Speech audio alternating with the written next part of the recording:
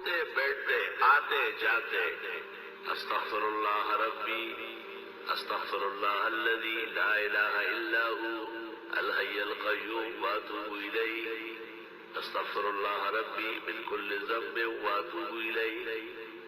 یہ پڑھا کرو جتنے استغفار آپ کو یاد، بہت زیادہ پڑھو، کم پڑھنے سے نہیں کام چلے گا.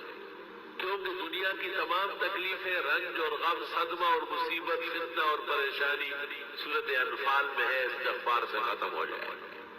استغفار ہمیں کرنا چاہیے. پیرانی پیر شیخ عبد القادر جیلانی نے ایک موقع پر لکھا ہے کہ جن کو استغفار کا پتہ ہے اور پھر وہ پریشان ہوتا ہے، فرمایا بہت بڑا کذاب اور جھوٹا ہے. یہ تو خدا کا فیصلہ ہے کہ آپ استغفار کریں، میں پریشانیاں دور کروں.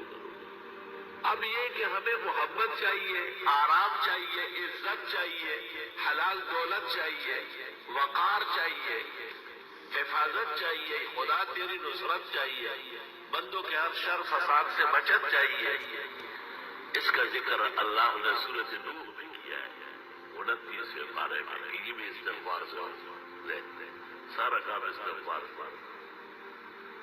علماء نے اس طرح ایک مثال دی کہ اگر فرید گنج شکر ان کے شیخ قطب الدین بختیار کاکی،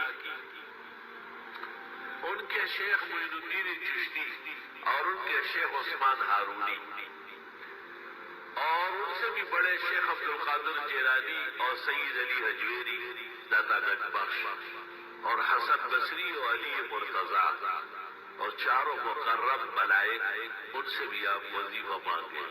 استغفار سے بڑھ کر کوئی وظیفہ نہیں. سب کا اتفاق استغفار پر ہوگا.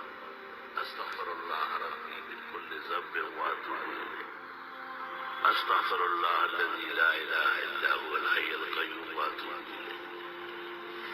جب ایک آدمی استغفار کر رہا ہے اور وہ فائدہ محسوس نہیں کر رہا تو قرآن تو سچا ہے، ہمارا ایمان ہے، اس میں کوئی کمی ہے.